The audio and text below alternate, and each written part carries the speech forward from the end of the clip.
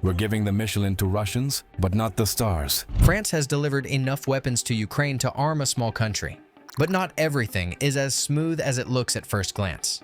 Jets crash, howitzers break down, and brigades trained in France run into organizational chaos. So is it that Ukrainians are mismanaging French aid? Or maybe French weapons just don't fit the brutal reality of modern war?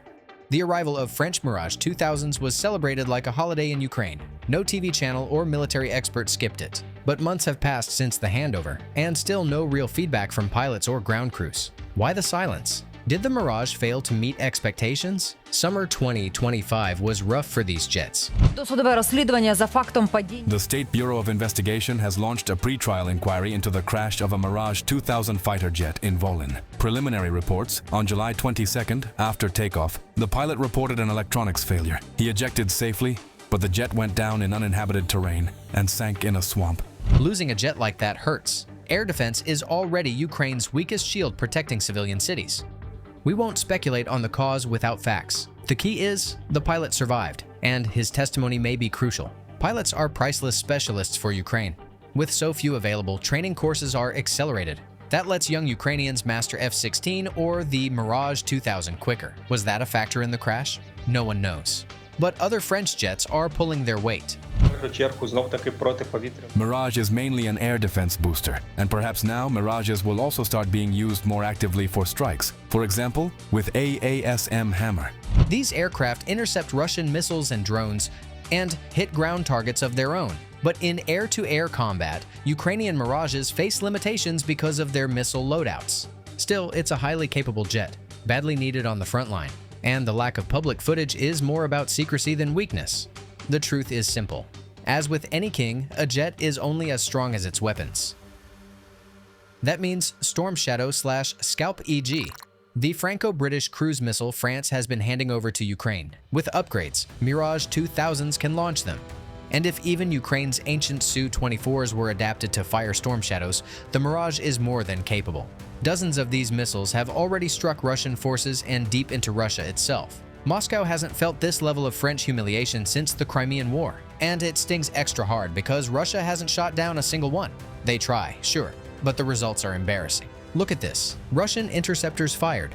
The contrails of their missiles are there in the sky, but a Storm Shadow cuts right through and slams into the very air defense battery meant to stop it. Give this video a like. It tells YouTube it's worth showing to more people. Still, the supply is limited.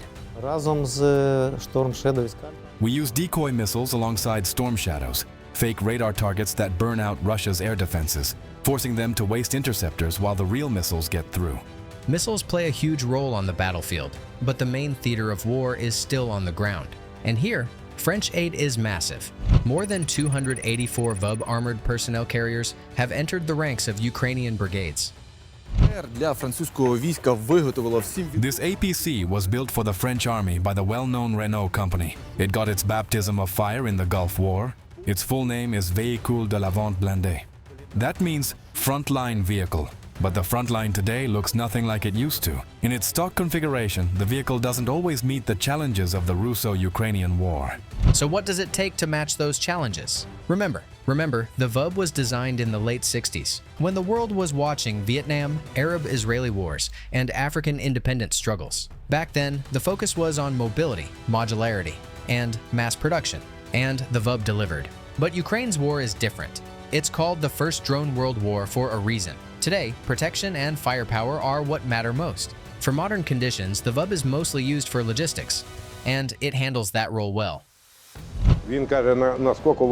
So he asks, which VAB should I pull up? I said, at 6 in the morning, have it ready. At 6 sharp it rolled in. We rushed the wounded in, shoved everything inside. A drone was already tracking us. Over the radio I hear, brake! He braked, and right in front of us. Boom! Then he hit the gas again. I yelled, go, go, floor it! He shouted back, I've lost a wheel, can't steer. I said, doesn't matter, just go! That's how we broke out onto the highway that time. But Ukraine's brutal conditions do put a strain on VAB's mobility. It's a bit afraid of mud. Power is enough, but on clay, it slides badly. If it falls into a rut, it's very hard to get out. Especially when the APC is overloaded. Its modular layout gives it more room than Soviet designs, but modern gear is heavy, and that shows on a 50-year-old VAB. If guys come in with just small assault packs, you can fit 8 inside. But if they're bringing ammo boxes and extra kit, then 10 soldiers fully loaded. That's really tight. Even with its age, the VAB has adapted surprisingly well. Ukrainian crews add armor, install electronic warfare systems, and do whatever it takes to complete missions without losses. And it shows. Since arriving in Ukraine, about 30 VABs have been lost.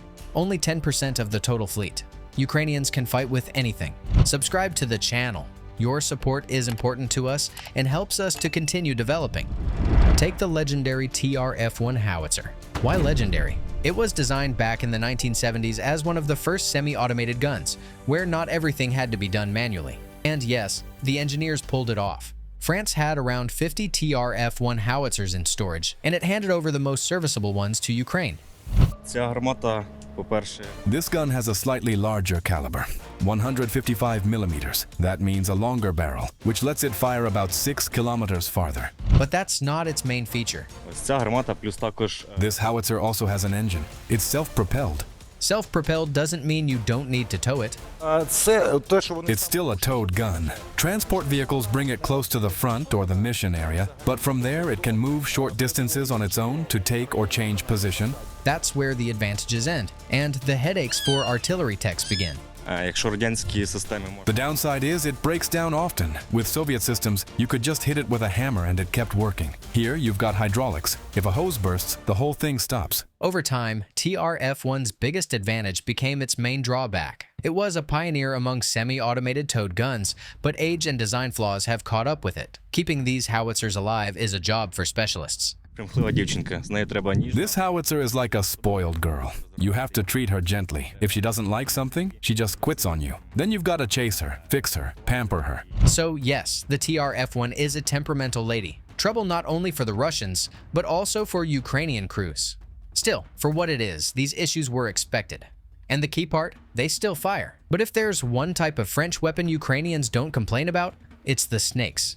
Which snakes, you ask? Many of you have already guessed. The Crotale NG. Its name literally translates to rattlesnake. And fittingly, it was one of the very first SAM systems France delivered to Ukraine. We will also deliver more radars, missile systems, and the missiles themselves to protect them from these attacks. And the system works. From target detection to missile launch takes only 6 seconds, as fast as a rattlesnake strike. Launch.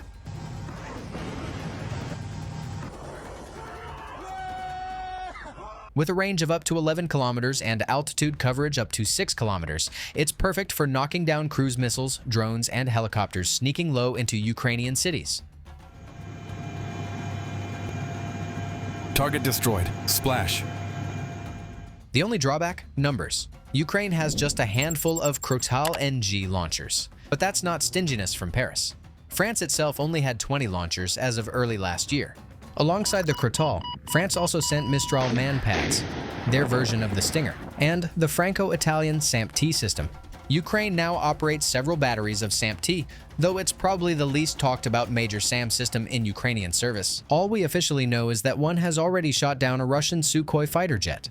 In fact, the SAMP-T is often seen as one of the most realistic long-term Patriot replacements. But there's one thing that nothing on this battlefield can replace: people. France played an active role in training Ukrainian soldiers. In fact, France was the first country to fully implement the idea of a ready-to-deploy brigade. The 155th Separate Mechanized Brigade, named after Anna of Kiev, was fully trained and equipped in France as a complete unit. That's unique, because the cohesion and skills they developed during training carried over into real combat. Транспорт за вами. Бойова броньована машина. Behind you is the equipment, the AMX-10 armored fighting vehicle. Caesar self-propelled howitzers, infantry carriers. All of this will be provided to their brigade. But training alone doesn't guarantee combat readiness. Due to problems during different stages of formation, the brigade struggled at first. There were cases of desertion, and even an official investigation was launched over misconduct. Still, the brigade is now fighting on some of the toughest parts of the front line, and hopefully, those early organizational problems are behind them. These are people who had no combat experience at all. They were all thrown together, nobody knew what to do or how to fight, and they understood that. They were scared, because nobody had the experience.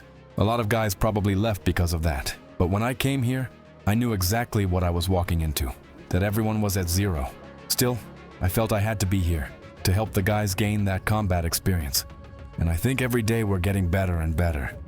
This is just part of the story of French aid. Europe's role in supplying weapons to Ukraine will only grow, and so will the list of systems delivered. And we'll keep making more videos about them. Yes, many older French systems require smart upgrades and constant maintenance. But Ukrainians have adapted, and French weapons are proving themselves in the brutal reality of the Russo-Ukrainian war. What topics should we cover next? Drop your ideas in the comments. We'll pick from the most liked ones.